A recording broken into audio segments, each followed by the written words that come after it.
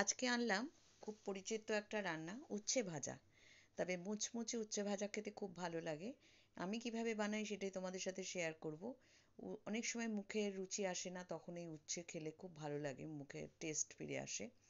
তো উচ্ছেটাকে আমি ভালো করে আগে ধুয়ে নিয়েছি, জলে ভিজিয়ে রেখেছিলাম উচ্ছের গা থেকে যা মাটি থাকে সেগুলো বেরিয়ে যাওয়ার জন্য। তারপরে ভালো করে ধুয়ে নিয়ে এটাকে এভাবে গোল গোল করে কেটে নিচ্ছি। উচ্ছে ভাজা খেতে খুবই ভালো লাগে, ভাতে আলু দিয়ে ভাজা হয়, অনেক রকমভাবে উচ্ছে ভাজা করা যায়। তো এটা বেশ মুচমুচে ভাজাটা হয়, গরম ভাতে খেতে খুব ভালো লাগে। এরকম গোল গোল করে পুরো কেটে নিয়ে এর মধ্যে দিয়ে দিচ্ছি এবার নুন, হলুদ আর দিয়ে দেবো কর্নফ্লোর। ভালো করে মাখিয়ে এটা 5 মিনিট রেখে দেবো। কর্নফ্লোরের জন্য এটা বেশ মুচমুচে হয়। অনেক সময় চালের গুঁড়োও দেওয়া যায়, অল্প করে হাফ চামচ চালের গুঁড়োও দিতে পারো। যদি না থাকে তাহলে কর্নফ্লোর দিয়েও ভাজলে এটা মুচমুচে হয়।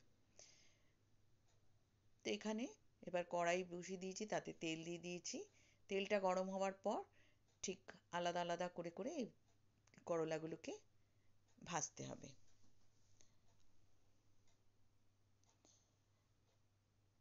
বাচ্চারা অনেক সময় খেতে চায় না, তাদের একটু অন্যরকমভাবে ভেজে দিলে তারা খেতে পারে।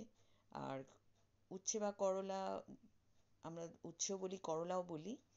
তো এটা খেতে খুব ভালো লাগে, মুখের রুচি ফেরে। অনেক সময় সর্দি কাশি হলে মুখের টেস্ট থাকে না, তখন খেলে মুখের টেস্টটা ফেরে। আর এমনিও খেতে খুব ভালো লাগে। আর তিতোটা আমাদের শরীরের পক্ষে ভালো। তো সেটার জন্য আমি এটা ঘুরিয়ে ফিরিয়ে প্রায় করি। কোনো সময় আলু দিয়ে বানাই, কোনো সময় বেগুন দিয়ে বানাই, কোনো সময় এভাবে বানাই, বা শুক্তো মতো করে বানাই। অনেকভাবে বানানো যায়। তো আমি সেগুলো একে একে তোমাদেরকে দেখাবো কিভাবে আমি বানাই। তো এইভাবে কড়া করে ভেজে তুলে নিতে হবে। খুব ভালো করে তেলটাকে ছেঁকে ছেঁকে তুলে নিতে হবে। আর ভাত মানে গরম গরম পরিবেশন করতে হবে, গরম ভাতে। তো খেতে খুব ভালো লাগে, ঠান্ডা হয়ে গেলে অতটা ভালো লাগে না। একটু গরম গরম ভাতের খুবই ভালো লাগে খেতে। ঠিক এইভাবে যে কেউ বানাতে পারে, কোনো অসুবিধে নেই। এটা বানাবে, গরম গরম ভাতে পরিবেশন করবে। আমি তো এইভাবে বানাই, নানা রকমভাবে বানাই।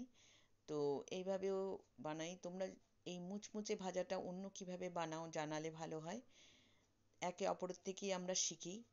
আর খুব ভালো হয় একটু অন্যরকম বানাতে পারলে। কমেন্ট বক্সে কমেন্ট করে জানিও ভিডিওটা কেমন লাগলো, তো অবশ্যই জানিও।